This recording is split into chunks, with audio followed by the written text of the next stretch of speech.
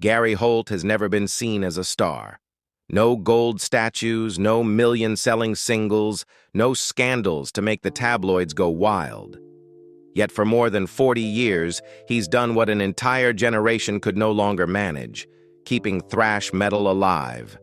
When Jeff Hanneman died, Slayer lost its soul. When Exodus seemed buried for good, Gary Holt was still there, with the same guitar, the same fury, and the same unbroken loyalty. He played for two bands at once. One, a dying legend. The other, the legacy he built from his own blood and sweat. Some weeks he slept less than 3 hours, flying between continents, relearning 20 Slayer songs in just 2 days, then stepping on stage as if the whole world owed him an explanation. He never spoke, never complained, never once asked to be thanked. He just played, because it was the only thing he ever knew he was meant to do. Gary Holt isn't as loud as Dave Mustaine, as worshipped as James Hetfield, and he doesn't need any medal insignia to prove a point. He's the last man holding on to what the world seems to have lost: absolute loyalty to what he believes in. In a rock world where division, conflict, and betrayal have become survival tactics, Gary Holt chose the opposite path: silence, burden, and staying. He didn't come to replace Hanneman. He simply stood in that empty space, playing every note precisely, as if to say, "This fire still burns." Then he'd leave the stage without needing applause. In an age when everything can be bought with fame, Gary Holt still lives like an old soldier, thinner, older, but still holding his weapon. Not for glory, but because no one else is ready to guard the ashes in his place. Gary Holt was born on May 4, 1964, in Richmond, California, an industrial town in the San Francisco Bay Area where iron, oil, and the hum of machinery blended into an air thick with metallic dust. He was the youngest of 6 children, growing up in a small house where noise was constant and silence was almost non-existent. His father worked in transportation. His mother did cleaning jobs and kept the household together. Both toiled endlessly to feed 6 kids, with little left for luxuries like vacations or even a full meal. They weren't starving, but peace was something the family never knew. In that cramped home, Gary learned one crucial lesson early on. To survive, you had to know when to stay quiet. He once called his childhood organized chaos, a kind of disorder so familiar that everyone treated it as normal. Siblings fought, neighbors brawled, and cops showing up was as routine as breakfast. Of the 6 kids, 5 had run-ins with the law. Gary was the only one who stayed out of jail. But escaping trouble didn't mean escaping the darkness. He had no heroes, no direction, no big dreams. School was just a place to wait for the bell, and outside those gates was a world where strength mattered more than reason. In a city scarred by violence and poverty, simply staying upright was already a victory. The turning point came when Gary found an old guitar in the shed. Its strings rusted, no amp, no manual. He didn't know why he picked it up. He only remembered that the moment his fingers touched the strings, something inside him woke up, a rage with a shape. "I didn't play because I loved it, I played because if I didn't, I'd go insane," he once said. With no money for lessons, Gary taught himself by listening to cassette tapes, rewinding riffs from Motorhead, AC/DC, and Judas Priest over and over. He played by ear, by memory, and by the stubborn will of a kid who never believed the world had a place for him. On long nights in that tiny room, his guitar sounded like a hammer hitting steel. Dry, heavy, precise. Music, for Gary, wasn't a path to artistry. It was survival.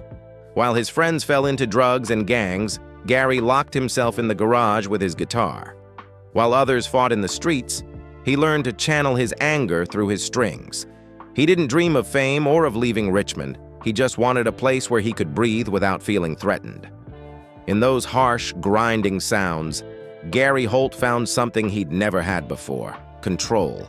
The fury never left him, but from then on, it had strings, frets, and a purpose. In that dark, noisy room, Gary Holt discovered a road no one in his family had ever seen, a way out built from metal, blood, and willpower. It would take him far from Richmond, yet never away from the roots that forged him. In 1981, Gary Holt was just 17 when he was invited to join Exodus, replacing guitarist Tim Agnello, an event he would later describe as a deliberate accident. At the time, Exodus was only a small name in the Bay Area underground scene, playing a kind of music no one quite knew how to label. It was fast, ferocious, raw, and chaotic, so much so that even the musicians themselves didn't fully understand what they were creating. But when Holt stepped in, everything began to take shape. He turned chaos into order, shapeless rage into structure. His riffs were sharp as blades, cold, concise, and decisive, giving that violent sound a spine, a logic, and a soul. Back then, no one called it thrash metal. It was simply organized, angry music, a hybrid of punk and metal, fueled by frustration and rebellion.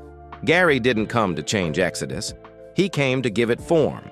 At 17, he played like a grown man, with the discipline, clarity, and composure rare in such a wild, instinct-driven environment. The other members quickly realized Holt wasn't just the new guitarist. He was the creative core Exodus had been waiting for without knowing it. Within less than a year, Gary became the band's chief songwriter, the architect of a sound that would define their entire career. He didn't care about trends or pleasing audiences. For Holt, every song was a controlled eruption, a map of anger. His riffs weren't flashy or self-indulgent, but they carried an energy that could make a venue shake from the first note. Bonded by Blood, 1985, Exodus's debut album, wasn't just a beginning. It was a manifesto that defined the soul of Bay Area thrash metal. Recorded in 1984 and released in 1985, it stood shoulder to shoulder with Metallica's Kill 'Em All, but it was meaner, rougher, and more real. If Kill 'Em All was the spark that ignited a revolution, Bonded by Blood was the first punch that made the world take a step back. Gary Holt didn't write music to sell records. He wrote to survive. With songs like A Lesson in Violence, Strike of the Beast, and Piranha, Holt turned the fury of the forgotten working class into a sound that felt like being trapped inside a collapsing factory. It wasn't music to sing along to, it was music to scream with when there was nothing left to say. "We weren't trying to sound aggressive," Holt once said. "We were just playing what our world sounded like." Though it never found commercial success, Bonded by Blood became a sacred milestone in the underground. Exodus didn't appear on MTV, didn't have huge tours or sponsors, but they were revered as the greatest forgotten band of thrash metal. While Metallica and Megadeth rose to global fame, Exodus kept playing in cramped clubs with broken sound systems and paid just enough to fill the gas tank for the next gig. But instead of despair, Holt turned that neglect into fuel. To write, to fight, to prove that true worth lies not in fame, but in never compromising. In a genre where bands softened their sound to reach wider audiences, Holt went the other way. The more forgotten Exodus became, the harder and sharper his music grew. The more they were underestimated, the more precise his riffs cut, like a surgeon's scalpel. And in doing so, Gary Holt transformed failure into strength, the only fuel powerful enough to keep the thrash flame burning for 4 more decades. After Bonded by Blood, when most bands of the era began to grow tired as the market turned its back on metal, Gary Holt kept writing, as if being forgotten was the very thing that drove him forward. From Pleasures of the Flesh, 1987, and Fabulous Disaster, 1989, to Impact is Imminent, 1990, Holt became the irreplaceable soul of Exodus, the chief songwriter, the guiding force, and the only member who never walked away. While everything around him changed, record labels, lineups, even the direction of the genre itself, Holt held on to one principle: Exodus would never compromise. The departure of Paul Bailoff, the band's original and iconic frontman, was a devastating blow. Bailoff wasn't just a singer, he was Holt's friend and one of the co-founders who helped lay the first bricks of Bay Area thrash. But Bailoff's life spiraled out of control. Addiction and chaos tore through the band until Exodus could no longer function. When Holt was forced to replace him with Steve "Zetro" Souza, he knew he was losing a real friend. But he chose the harder path, the band over sentiment. "I never enjoy replacing anyone," Holt said, "but if I didn't, we would have died." With Souza, Exodus entered a new era, more disciplined, more technical, yet still fiercely true to its roots, fast, raw, and unrelenting. While other bands of the time began to soften their sound for MTV, Holt moved in the opposite direction. The more the market ignored Exodus, the more ferocious they became. The fewer listeners they had, the more dangerous the music grew, as if neglect itself had become the fuel for their fury. By the late 80s, while Metallica became a global phenomenon, Holt was still playing small, sweaty clubs where the audience and the band were one under the same dust and heat. He never chased fame because he knew that the most precious thing Exodus had, truth, would vanish the moment they tried to please anyone else. As the 1990s began, the world of music changed color. Grunge took over. Traditional metal was labeled outdated, and thrash all but died. MTV turned away, and audiences sought melancholy instead of rage. In that tide, Exodus quietly dissolved. No announcement, no farewell, just disappearance. But Gary Holt never left. He kept writing in silence, like a man digging a tunnel underground, waiting for the day he could emerge again. For Holt, music was no longer a career. It was oxygen, and he could not stop breathing. When Paul Bailoff, the old friend and original voice of Exodus, died suddenly of a stroke in 2002, Holt picked up his guitar once more to say goodbye. He wrote Tempo of the Damned, 2004, as both an elegy for the past and a declaration that Exodus still lived. The album opened with Scar-Spangled Banner, a slap at American delusion, followed by Blacklist and War Is My Shepherd, songs filled with both fire and tears. At 40, Gary Holt still played like he was 20, but deeper, heavier, and wiser. He was no longer just angry. He was angry with purpose. In the years that followed, Exodus continued to evolve. Shovel-Headed Kill Machine, 2005, marked a new, more technical and brutal phase, while the Atrocity Exhibition, Exhibit A, 2007, and Exhibit B, The Human Condition, 2010, became the band's heaviest, most complex, and politically charged works. There, Holt wrote about war, religion, corruption, and moral decay, not with the recklessness of youth, but with the vision of a man who had known the world long enough to be disappointed by it. Every riff, every solo felt forged from lucidity, anger transformed into a structured ideology. By 2014, when thrash seemed to exist only as nostalgia, Gary Holt made the metal world look back in awe. He reunited with Steve "Zetro" Souza, restored the classic lineup, and released Blood In, Blood Out, an album that carried the spirit of the 1980s with the precision of the digital age. The track Salt the Wound featured Kirk Hammett, who had once played alongside Holt when Exodus was still a garage band. It wasn't just a reunion of old friends. It was proof that thrash had never died. It was merely waiting for someone loyal enough to wake it.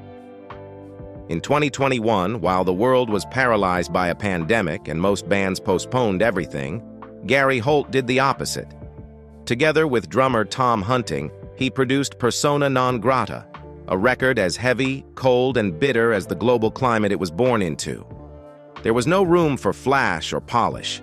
The music was a mirror held up to an America torn by division, confusion, and exhaustion. Holt didn't intend to sound political, yet every riff and drum hit spoke for a generation sick of deception.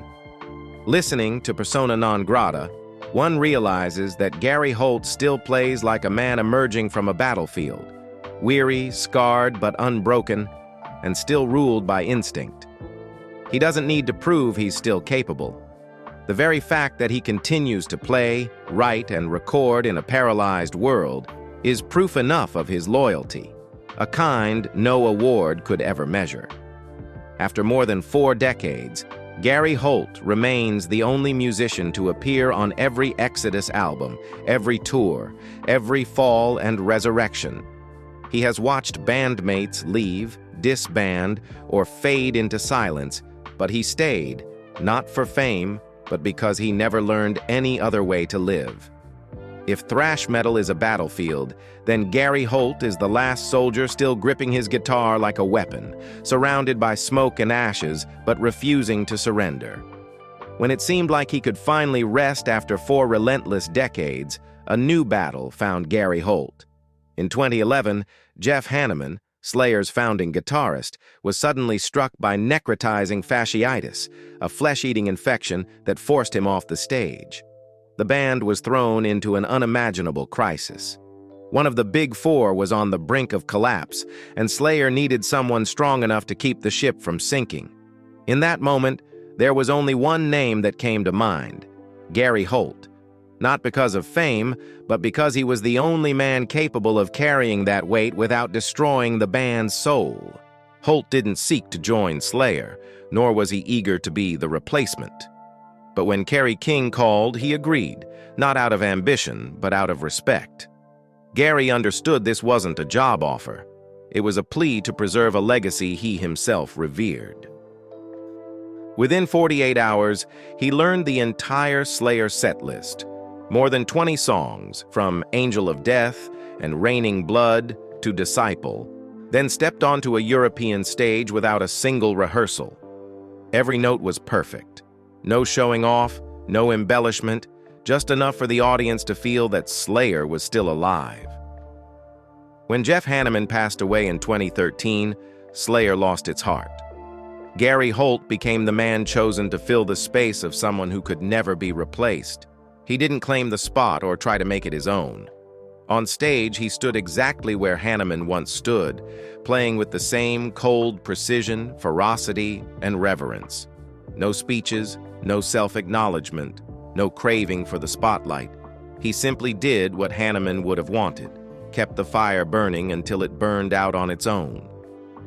From 2011 to 2019, Holt played over 300 shows with Slayer around the world, a stretch so long that many assumed he was a full member. But he never saw himself that way. On stage, he always stood to the left, far from the center lights, stealing no spotlight, striking no poses, and never stretching a solo. He just played, precise, stoic, and absolutely respectful. Every note he hit was not merely sound, but a silent ritual, a vow to keep Slayer's spirit alive for one more day. Most fans never realized that behind that calm presence was another brutal battle, how to play like Hanneman while still being himself. Holt knew how fragile that line was, and he chose the hardest path, turning invisibility into strength. For nearly a decade, he stood there like a steel pillar in the storm, not needing recognition, only needing Slayer to stand. When the band began recording Repentless, 2015, the only Slayer album Holt would appear on, many expected him to inject the razor-sharp, complex riffing of Exodus. But he refused to write, not out of lack of ideas, but out of complete respect for Hanneman's legacy. "I didn't want Slayer to turn into Exodus," he said. "I just wanted to preserve their spirit, because this isn't my story." In a world where every guitarist wants to leave his mark, sometimes choosing not to leave one is the truest form of loyalty. What's remarkable is that even while carrying Slayer, Holt never let go of Exodus. While touring Europe with Slayer, he wrote new riffs in hotel rooms and sent rough demos to drummer Tom Hunting. When Slayer took breaks, he immediately returned to Exodus rehearsals as if he had never left. 2 lives, 2 bands, 2 relentless pressures, and not a single day off. Some weeks he slept only 3 hours a night, yet he never complained. "I don't even know what tired means anymore," he once said. "I just know how to play it right." Between Slayer's global fame and Exodus's quiet endurance, Gary Holt lived as a man split in two, half belonging to the legend he worshipped, half to the legacy he built himself. What's admirable is that through those 8 years straddling both worlds, he never lost the soul of either. When Slayer announced their disbandment at the end of 2019, Gary Holt left the stage in his own way, silent, humble, and without needing applause or ceremony.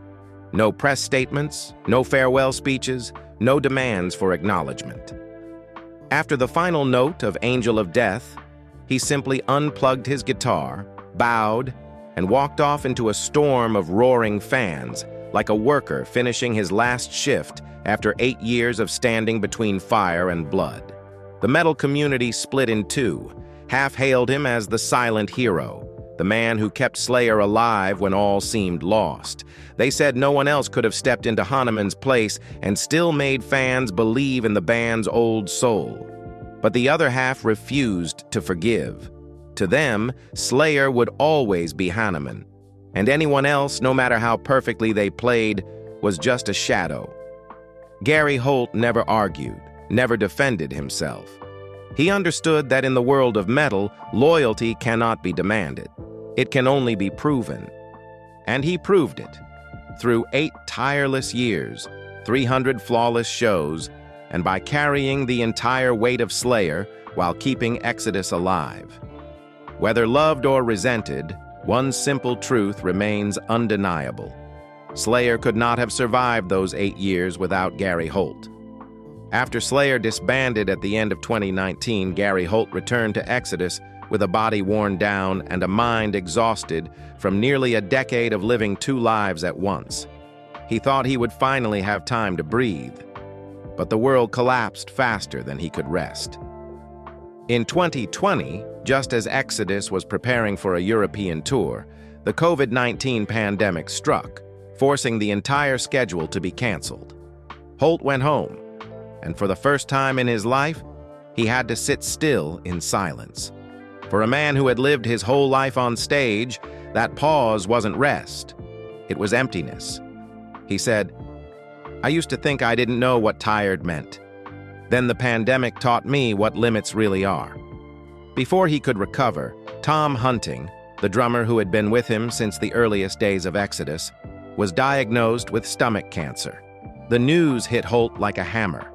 After decades of fighting to keep the band alive, now it was his own comrades who were falling one by one.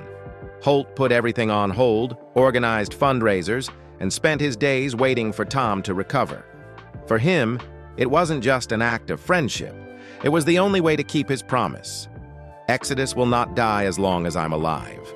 During those months of isolation and anxiety, Holt wrote Persona Non Grata, an album born from exhaustion, loneliness, and the sobering realization that time was running out. The music wasn't blazing like Tempo of the Damned, nor as ferocious as Fabulous Disaster. It was cold, heavy, and filled with the kind of introspection rarely found in a guitarist who had lived by instinct all his life. Holt didn't write to prove that Exodus was still strong. He wrote to ask himself, "How many times do I have left to play like it's the last?" It was also during this period that old fractures began to resurface. Holt faced criticism from some fans and former members who called him a dictator and accused him of firing people at will, especially after Rob Dukes' departure. But Holt didn't argue, didn't correct, didn't react. He only said one thing: "I do what's necessary for the band to survive." For him, that wasn't an excuse. It was a declaration of purpose. Because no one knew better than he did that without those cold, difficult decisions, Exodus would have died long ago. In the mid-2020s, as the world slowly emerged from the pandemic, Gary Holt suddenly became the center of controversy, not because of his music, but because of a t-shirt. During one show, he wore a shirt that read, "Kill the Kardashians," and the internet exploded. Critics accused him of promoting violence, inciting misogyny, and called for boycotts. But to Holt, it wasn't a joke or a provocation. He explained simply, It's a protest against the fake culture that's killing the truth. To him, the modern entertainment world had become too complacent, a place where people worship glamour, polish pain for profit, and forget that music was once the voice of rebellion. The shirt wasn't an attack on individuals. It was a symbol of his exhaustion with a culture that celebrates emptiness. And, as always, Holt didn't apologize, didn't elaborate, and didn't back down, because he knew that those who understood him needed no explanation. After the controversy, Gary Holt kept touring, kept writing, kept living the only way he knew how, without stopping. Even as his body weakened and his health suffered after years of relentless touring, he still played and composed as if every performance were his last. That absolute loyalty to music, to his band, and to his own ideals slowly became his quiet tragedy. Gary Holt never learned how to rest. He only knows how to hold his guitar, play, and move forward, because to him, stopping would mean disappearing. In his private life, Gary Holt has never been the kind of artist who talks much about love. He rarely speaks about his family, and even more rarely lets anyone cross that boundary. But behind the storms of sound and fury, there has always been one woman who has stood beside him through everything: Lisa Holt. They met in the late 1990s when Exodus was coming out of a long crisis, and Holt was nearly burnt out after years of fighting to keep the band alive. Lisa was an ordinary woman working in event logistics, completely outside the world of metal. Perhaps that was exactly why she brought him peace. She wasn't dazzled by the stage lights or frightened by the dark corners of a musician's life. They met at a small show in Oakland, where Lisa had come with friends and happened to stand near the backstage area. Holt, usually reserved and known for avoiding socializing after shows, struck up a conversation with her. She didn't even know who Exodus was, and that's what made her interesting to me, he once recalled. Their love came slowly, but it endured. Lisa wasn't drawn to the music. She was drawn to the man behind the guitar, quiet, weary, but utterly genuine. They married in the early 2000s, right before Holt revived Exodus with Tempo of the Damned. While he threw himself into touring, Lisa kept their home in California steady, raising their 2 daughters, including their eldest, Emily Holt, whom Gary has often mentioned in interviews as the only reason I know I'm heading in the right direction. But their marriage was far from easy. Holt was constantly on the road, sometimes touring more than 250 days a year, coming home to find his daughter's voices changed and his wife long accustomed to sleeping alone. Lisa once admitted, "At times, I felt like a widow in a marriage that still existed." And Holt, in his rare reflections on family life, put it simply, "I've missed too many things, but Lisa never left." They went through difficult stretches. When Holt joined Slayer, the pressure doubled. He was not only the man replacing the irreplaceable, but also running Exodus from afar. Lisa watched him drain himself, his eyes sunken from endless flights, yet still diving back into songwriting instead of resting.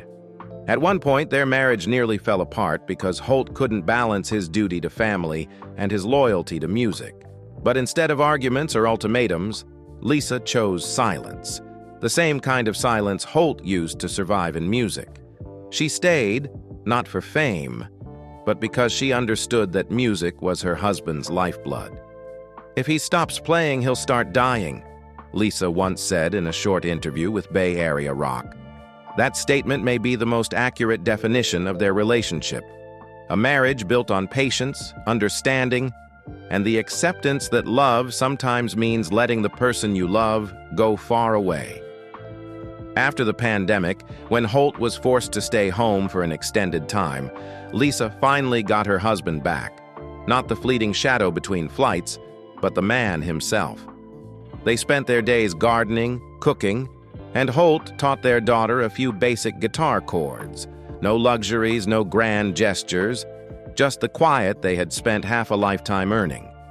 Gary Holt once said, "Music saved me from insanity, but Lisa kept me from becoming a monster." And perhaps after 40 years on stage, the loudest riff he ever played wasn't on any album. It was in the way he kept a small family alive through a life that left almost no room for peace. After years of upheaval and illness, Gary Holt entered 2024 with a strange calm, no longer the relentless warrior juggling two bands, but a survivor of the storm, still holding his guitar as if it were the last part of his body he could trust. When Tom Hunting recovered from cancer surgery, Exodus reunited in full and immediately returned to the stage. Holt led the band through major festivals, Hellfest, Wacken Open Air, Bloodstock, as if to prove that the forgotten metalheads were still here, still burning as fiercely as 40 years ago. Every night, Holt stepped onto the stage in his familiar stance.